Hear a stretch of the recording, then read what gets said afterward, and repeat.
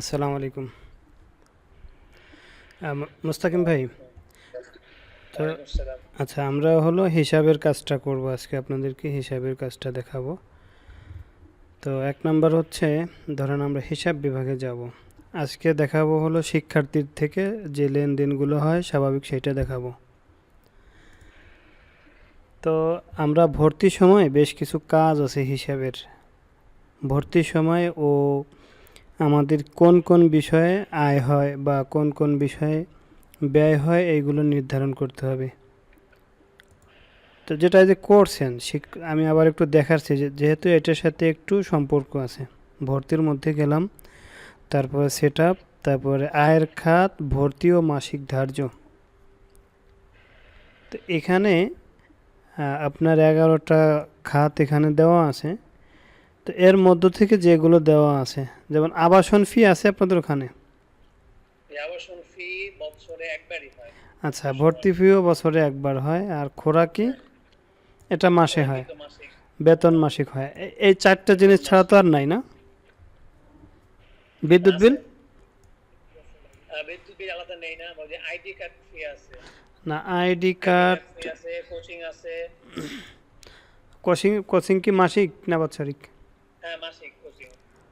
আচ্ছা, এটা মাসিক নিলাম। আইডি কার্ড এটা হিসাবে আপাতত ঢোকানোর প্রয়োজন নেই, তো এটা সেভ দিলাম।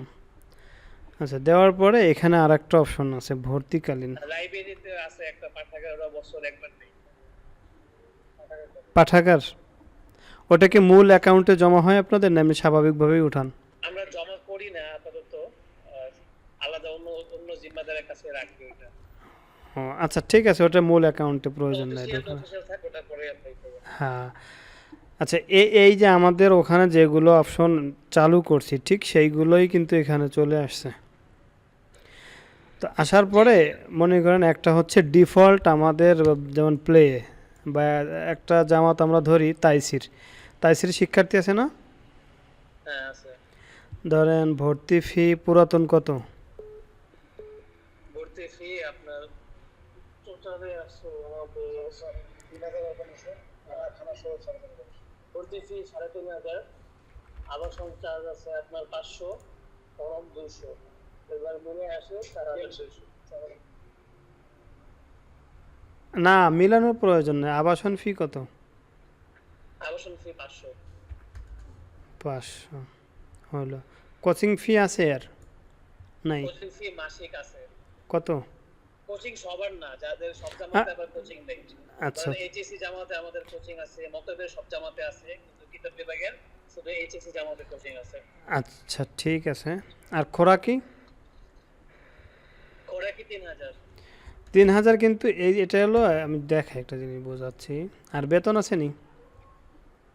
হ্যাঁ, বেতন 1,500। 1500, এটা তাইসির। ঠিক আছে, তাহলে আমি ভর্তির এখানে গেলাম। যাওয়ার পরে যে সময় আপনি ভর্তি নেবেন, তো সেক্ষেত্রে দেখেন এই যে বেতন, খোরাকি, কোচিং ফি, এখানে তিনটা, আর এই যে দুইটা পাঁচটা আছে। তো এইটা হলো বাৎসরিক একবার জমা হবে এবং এই সাথে সাথে এটা অ্যাকাউন্টে ঢুকে যাবে। আর এখানে যে তিনটা আছে এই তিনটা হলো ওর ধার্য হয়ে থাকবে। জি। আচ্ছা, তো আমি যদি এখন কিতাব বিভাগ দেই আর এখানে যদি তাইসির দেই, তাহলে কিন্তু দেখেন এই যে 1500 আর 3,000 এখানে সাজেস্ট করতেছি, আর কোচিং ফিটা ওই জায়গায় দেই নেই। তো সেক্ষেত্রে আপনি এখানে ধরেন একজন শিক্ষার্থীর ও রিকোয়েস্ট করে মোহতাম সাহেবের কাছ থেকে কমাই ফেললো, তো এখানে 1,000ও পড়তে পারে, অসুবিধে নেই। ঠিক আছে। জি, জি। আচ্ছা আচ্ছা, এখন আমি ধরেন তাইসিরের একটা যদি যাই, একটা দাখেলা ধরেন দিলাম, এটা 26-25 নিয়ে কাজ করি। তো এখানে 26-25 দিয়ে সার্চ দেওয়ার পরে এখানে তো বেতন আছে হচ্ছে 1500, আর খোরাকি আছে 500, আর হ্যাঁ। কোচিং ফি ধরেন নাই, নাকি দিয়ে দেবো আপাতত একটা? নাই, নাই। আচ্ছা, না, এই দুইটাই থাক। নাই আর। দুইটাই থাক, ঠিক আছে। তো এটা তো স্বাভাবিক, এই ভর্তির সময় ধার্য যা করার করে ফেললেন, করার পরে এখন থেকে হচ্ছে হলো আপনি ওই খোরাকির টাকা কাটবেন।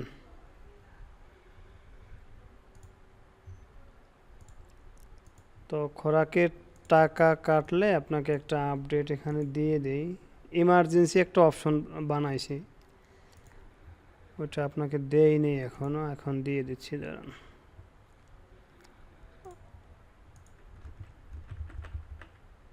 ওকে ওকে, আচ্ছা দিয়ে দিচ্ছি। সেটি হচ্ছে এই যে এই অপশনগুলো আগে ছিল না আপনার, এখন মাত্র চলে আসছে। জি কারণ এটা হোম পেজে আসার পরই ফি আদায় দিলেই আপনার একটা ফর্ম চলে আসবে। এইটাই ঠিক, এই ভিতরেও আছে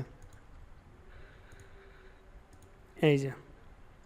আবার এখানে আরও যে জিনিসগুলো আছে, মাসিক ফি নির্ধারণ, আমি এই সেই 26-25 মনে হয় দাখিলা সম্ভবত, হ্যাঁ এই যে জোনায়েত তাইসির। তো এখান থেকে যদি কেউ ভুল হয়ে যায় বা পরিবর্তনের প্রয়োজন হয়, আপনি এখান থেকে করে নেবেন। মানে এক্ষেত্রে আপনার ওই সেই আবার ভর্তির মধ্যে যাওয়ার প্রয়োজন নাই, এখানেই এই অপশনটা আছে। এখান থেকে মাসিক ফি হ্যাঁ, আবার এখানেও আপনার এই যে সেই তালিকা দেখতে পারবেন। ঠিক আছে, আচ্ছা এবার হলো টাকা আদায় যে বিষয়টা, সেটা আগে দেখাই। এই যে এখানে দাখিলা দিয়ে ইন্টারপ্রেস করলেই এখানে 12 মাস আসবে। দেখবেন যে এখানে কারো জুন থেকে শুরু হয়েছে, কারো জুলাই থেকে শুরু হয়েছে, কারো জানুয়ারি থেকে শুরু হয়েছে। তো এটা কেন? এটা হচ্ছে আপনার এর ভর্তিটা হয়েছে ভর্তি তারিখ অনুযায়ী, ওই মাস থেকে শুরু হয়ে দেখেন এই যে মে পর্যন্ত হয়েছে 12 মাস। আপনার কারণ বছরে টুকটাক ভর্তি চলে, যদি মার্চে ভর্তি হয় তাহলে এখানে ক্লিক করলে আপনার এই মার্চ থেকে শুরু হয়ে যেত। ঠিক আছে, তো ওই যে কিছু আমি সফটওয়্যারের মধ্যে কয়েকজনের টিউটোরিয়াল দেখলাম, সেটার মধ্যে আবার সিস্টেম ভিন্ন।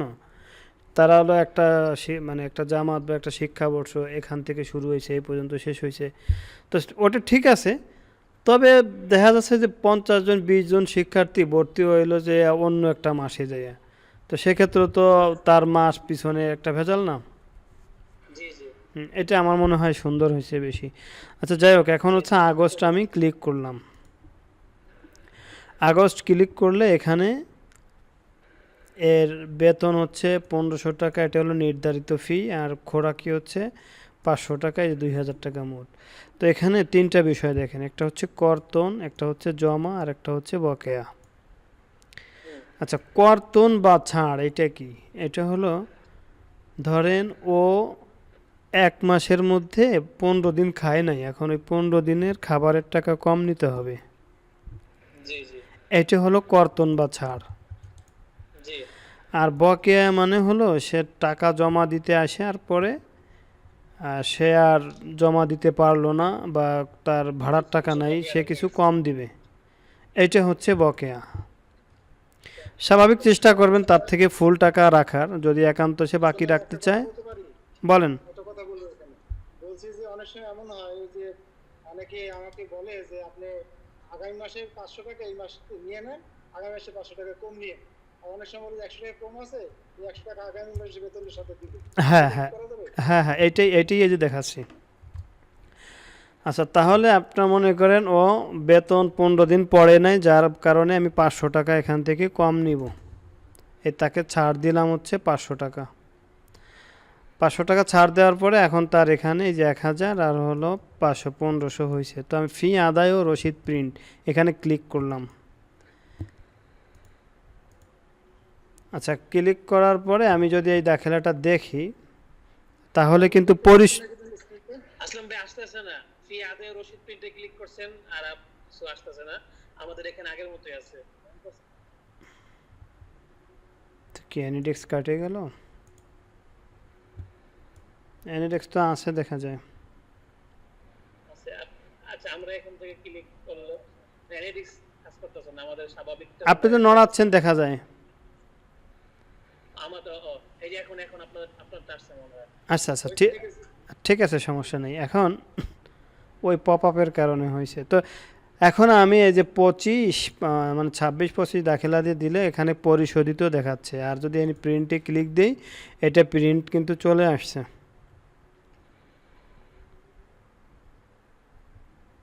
এটা প্রিন্ট করে ওই ওনাদেরকে দিয়ে দিবেন, সাথে সাথে একটা মেসেজ দিবেন। এই মেসেজটা কি যাবে, এই যে SMS সেটআপ, এরকম একটা মেসেজ যাবে। সম্মানিত অভিভাবক শিক্ষার্থীর নাম যাবে, তারপর আইডি নাম্বার যাবে, তারপর এর এই যে মাস যাবে, ধরেন আগস্ট। ওর মনে হয় মেসেজ চলে গেছে অলরেডি। হ্যাঁ, অ্যামাউন্ট কত টাকা গ্রহণ করা হয়েছে, হ্যাঁ টাকা পরিশোধ করার জন্য ধন্যবাদ। তো এই যে এবং আপনার মাদ্রাসার নাম, এটা এটা মনে হয় চলে গেছে সম্ভবত।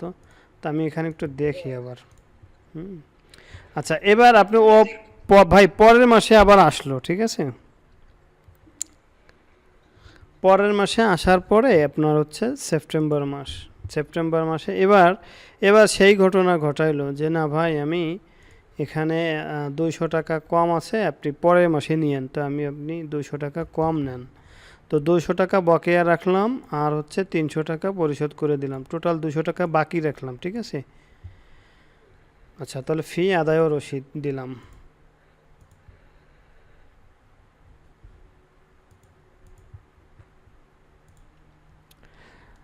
দেখা যায়। হ্যাঁ দেখা যাচ্ছে। আচ্ছা, এবার এইটা কিন্তু এইটাই মাউস নেওয়া যাচ্ছে, উপরেরটায় মাউস নেওয়া যায় না, মানে ওইটা পরিশোধ হয়ে গেছে, ওটার লেনদেন সম্পূর্ণ ক্লিয়ার। আর এটা এখনও ক্লিয়ার হয় নাই। তো সেক্ষেত্রে এইটা হচ্ছে আংশিক লেখা দেখাচ্ছে। আচ্ছা, এবার আংশিকে যদি ক্লিক দেই, এই 200 টাকা কিন্তু এখানে দেখাচ্ছে। এখন একটা প্রশ্ন যে ভাই এই 200 টাকায় কি একটা রসিদ দিব, এরপরে আবার অক্টোবর মাসেরও আর একটা রসিদ দেবো কিনা। তো সেক্ষেত্রে দুটো অপশন আছে, যে আপনি এর জন্য একটা রসিদ দিতে পারেন, আর অক্টোবরের জন্য আর একবার দিতে পারেন। তো উনি চাচ্ছে যে না ভাই আমাকে আমার পূর্বের 200 টাকা বাকি আছে সেইটার রসিদও আপনি একসাথেই দিয়ে দেন, আমি 2200 টাকা এখন দিয়ে দিচ্ছি। তা আপনি কি করবেন, ধরেন এই 200 টাকা তো এখানে চলে আসলো, এবং এই অক্টোবর মাস আপনি এখানে ক্লিক করবেন, করার পরে 2200 টাকা চলে আসছে। এই যে এখানে একটু খেয়াল করেন, খোরাকি সেপ্টেম্বর 2026 এটা দেখাচ্ছে বাকি। আর এই দুইটা স্বাভাবিক মাসের মতোই দেখাচ্ছে। বুঝতেছেন ভাই? জি জি জি। আচ্ছা, এবার ফি আদায় ক্লিক দিলাম, ক্লিক দেওয়ার সাথে সাথে এই যে রসিদটা চলে আসছে। এই রসিদের মধ্যে এখন এই রসিদটার মধ্যে একটু পার্থক্য দেখেন, এইটা হলো আগের, এখানে কোনো মাস নেই, এখানে এই মাসেই মাস। আর এখানে কি হচ্ছে, এই মাস তো আসছে, আর এখানে সাথে একটা মাস অ্যাড করে দিয়েছে অটো, সেপ্টেম্বরের বকেয়া টাকা এটা। মানে আপনার যত প্রশ্ন আছে সব প্রশ্নের উত্তর এর মধ্যে আছে, ঠিক আছে। তো এটা প্রিন্ট করলেন, তাকে দিয়ে দিলেন। আচ্ছা, এখানে তার আর তেমন কিছু নাই।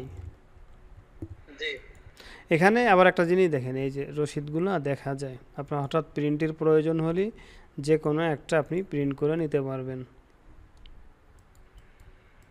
আবার ভুল হইলে এখানে যদি ভুল হয়, একটা জিনিস দেখেন, এটা কত 259, আপনি এখানে দিলেন 259।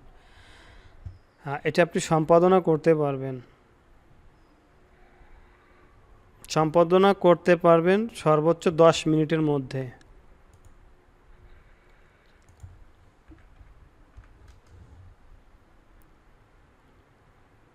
যদি ভুলে একটা অঙ্ক বেশি বা কম হয়ে যায় সেক্ষেত্রে। হ্যাঁ হ্যাঁ, পরবর্তীতে আবার আপডেট করার সুযোগ আছে, কিন্তু সেটা একটু ভিন্ন প্রসেসে। কিন্তু নগদে 10 মিনিটের মধ্যে বা 5 মিনিটের মধ্যে, কতটুকু সময় দেওয়া আছে আমার মনে নাই, ওইটার মধ্যে আপডেট করতে পারবেন, পরে আর পারবেন না। পরে আবার আপনাদের যে মেইন থাকবে বা একজনের থাকবে, তার মাধ্যমে এটা করে নিতে হবে, যাতে হিসাবটা স্বচ্ছ থাকে।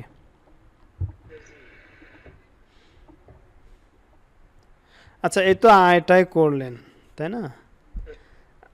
এখন আচ্ছা, এখন হচ্ছে বকেয়া, এখান থেকে বকেয়াটা একটু পরে দেখাবানি, যেমন তাইসির না, আপনার এখানে কোন মাস আছে, 7, 2 মাস জড়াইয়া। তো এই যে এটা নিয়ে চেক করছি, এই যে এটা 0 চলে আসছে, এই মাস পরিশোধ হয়ে গেছে, দেখছেন? এই মাস পরিশোধ হয়ে গেছে, ওর তো মনে হয় পরের মাস পরিশোধ হয়েছে। দেখি পরের মাস দিয়ে দেখি, আগস্ট না সেপ্টেম্বরও দিয়ে দেখি। মনে হয় আবার বন্ধ হয়ে আছে। হ্যাঁ, এবার ঠিক আছে। আচ্ছা, এই যে এখানে কি যে তারিখ দিলাম, এখানে সেপ্টেম্বর দিছি, এই যে 9, তো সেপ্টেম্বর মাসে 200 বাকি ছিল। হুম, এটার থেকে হলো আপনি বকেয়া দেখবেন। আর আরেকটা বিষয় হলো যেমন এই হিসাব, হুম, এই আইডিতে কাটছি বলে এই আইডিটাই আসছে।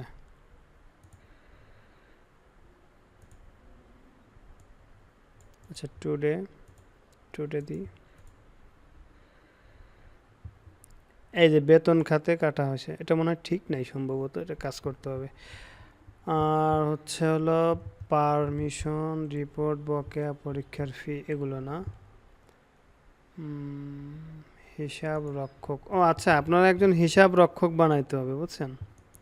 হ্যাঁ, ওটা ওই যে আমাদের এই স্যারকে, মুনাইম স্যার বানাই দেন, এখন বানাই। ও, এই যে বানাইছেন তো মনে হচ্ছে, এই যে। আমি বানাইছিলাম, দেখেন ওটা আপনি অ্যাক্সেস বা না পিডিএফ না, এটা ঠিক আছে, এটা ঠিক আছে। বানাইছিলাম আমি। হ্যাঁ, এটা ঠিক আছে।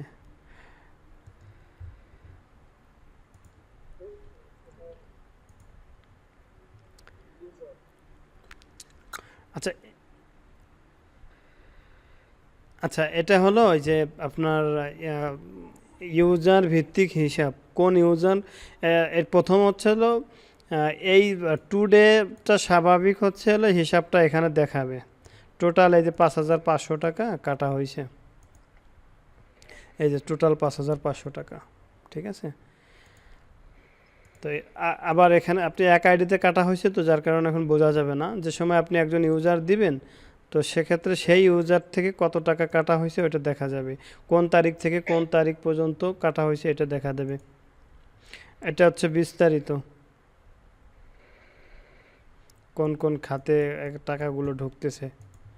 তারপর ইউজার ভিত্তিক জমা এখানেও আছে, যে কোন নামে, এটা হলো মনে করেন সামারি, হুম, 3টা রিসিট কাটা হয়েছে, টোটাল কত টাকা কাটা হয়েছে।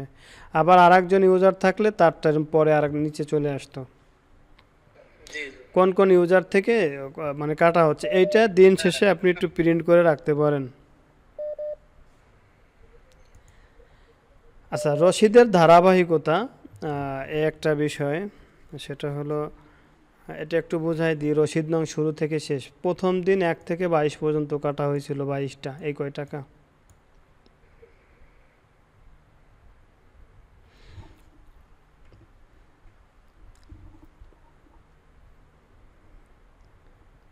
ভাইজান, জি জি। এটা একটা গুরুত্বপূর্ণ জিনিস, ঠিক আছে, এটা একটু বুঝতে দেরি হইতে পারে।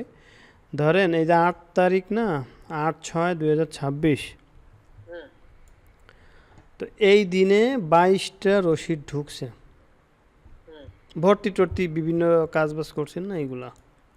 হুম, তো এই দিনের যদি একটা ভাউচার আপনার ডিলেট হয়ে যায়, তাহলে এই সিরিয়ালের তারতিব ঠিক থাকবে না। এখানে কিন্তু তারতিব দেখেন ঠিক আছে, 1 থেকে 22, 23 থেকে 37, 38 থেকে 46, এগুলো কিন্তু ঠিক আছে, খেয়াল করছেন? হুম, হুম, হুম। তো একটা কেউ ডিলেট করলে দেখবেন যে আপনার হিসাবে মিলবে না। ওই সিরিয়াল ঠিক থাকবে আর রসিদে। হ্যাঁ, সেই সময় বুঝবেন যে ভিতর থেকে যে কেউ একটা মিস্টেক হয়েছেই, আপনি মিস্টেকটা ধরে ফেলতে পারবেন। হুম, আর এখানে যে আর একটা বিষয় আছে, ডিলেট,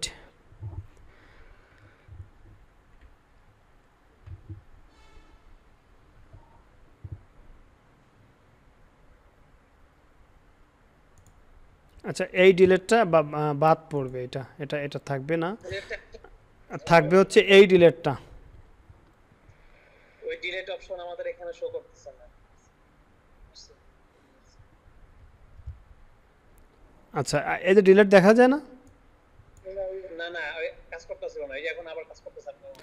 আচ্ছা, সমস্যা নেই। তাহলে এখানে এখানে হচ্ছে ওই সর্বশেষটার উপরে ডিলেটটা আছে, খেয়াল করছেন? হ্যাঁ সর্বশেষটা ডিলিট করতে পারবেন। হ্যাঁ হ্যাঁ। তাহলে আপনার এই তারতিব ঠিক থাকবে। আপনি ডিলিট করে ফেলে আর হ্যাঁ, তারতিব ঠিক থাকবে না, এবং তারতিবটা আপনার ধরে রাখাটা জরুরি। তাহলে হিসাবের আপনার তো একটা খাতা নোটবুক থাকবে, সেখানে লিখবেন যে এই যে এটা, যে ধরেন একটা তারিখ দিলেন 38 থেকে 46 9টি এবং এই কয় টাকা লিখে রাখলেন। তো এখান থেকে যদি একটা ডিলেট হয়ে যায় সেই সময় দেখবেন যে এটা ঠিক থাকবে না এবং এই পরে যে এই ব্যালেন্স মিলবে না। এটা একটু পরে আর একটু পরে বুঝে নিন বাকি। এটা এরকম আপাতত যে একটাই ডিলিট করা যাবে, শুধু শেষটা। এটা ডিলিট করলে কি হবে এবং এখানে লিখে রাখতে হবে যে কী কারণে ডিলিট করলাম। তো ডিলিট তো করলাম এবং ডিলিটটা এই যে চলে আইছে এবং এই যে কারণ লিখলাম। এখন আবার এই যে শেষটা ডিলিট করা যাবে 58টা। এর আগে ডিলিট করে দেবো। হ্যাঁ, এইভাবে তারতিব অনুযায়ী যাইতে হবে। এখন একটা রসিদ নতুন কাটলে এই 59 হবে, জি, বুঝতে পারছেন? এই জন্য ধারাবাহিকতা বজায় রাখাটা জরুরি। এই রসিদগুলো হচ্ছে আমরা ওই যে ছাত্র ভর্তি করাইলাম, আশা কি ফর্ম থেকে নাম হ্যাঁ হ্যাঁ হ্যাঁ, এগুলো ডিলিট করে দেবো ভাইজান, এগুলো ডিলিট করে দেবো। আপনার যে কোনো একটা মাস ধরে যে সময় একেবারে ফাইনাল শুরু করবেন তার আগে সবগুলোই ডিলিট করা হবে। জি জি, বুঝতে পারছি। এটা কে ডিলিট করলো, বাকি এইটা ডিলিট হওয়ার পরে আবার আর এক জায়গায়ও সংরক্ষণ রেখে দিছি। জি জি, এবং কে ডিলিট দেন ইউজার কে ডিলিট করতেছে, কি কারণে ডিলিট করতেছে তার একটা ইয়া থাকলো। এটা তো হিসাব যেহেতু এই জন্য করা। জি জি, আচ্ছা, এখন হচ্ছে হিসাব জমা দিন। এইটা কি বুঝছেন? জি, হিসাব জমা দেন। আপনি যদিও বড় হুজুর, কিন্তু মনে করেন দিন শেষে তো আপনার টাকাটা একজনের কাছে দিতে হবে। জি জি, আচ্ছা, এই টাকাগুলো আপনার জমা হয়েছে আপনার ইউজার থেকে, হুম, তো আপনি এই টাকাটা জমা দিয়ে হিসাব রক্ষকের কাছে জমা দিয়ে দিলেন। আচ্ছা, সেন্ড ডেটটা অ্যাড করতে হবে না?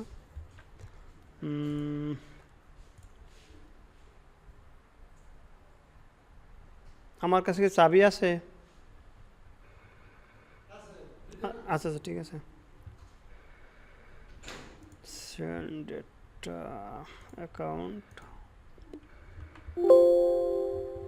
এটা বালিকা শেখায় আছে। ডেট ভর্তি করলাম না,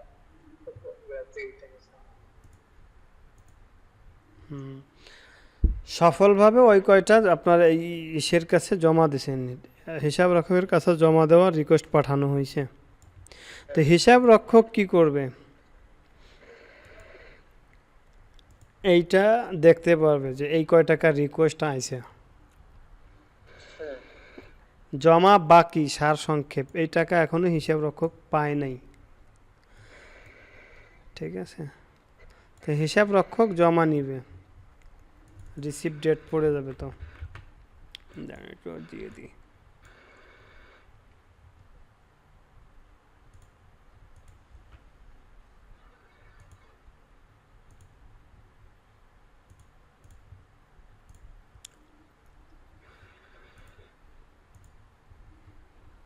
টাকা জমা নেওয়া শেষ, দেখেন এখানে কিছু নাই এখন। হিসাব রক্ষকের কাছে চলে গেছে। হ্যাঁ, এখানেও নাই।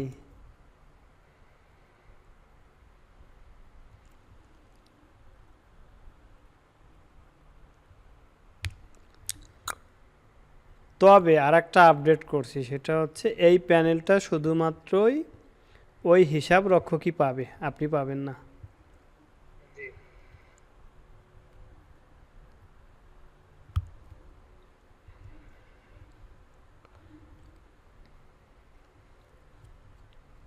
তো আজকে এই পর্যন্ত থাক ভাই, একটু বাসায় যাওয়া লাগবে জরুরি। হ্যাঁ, করে দিই।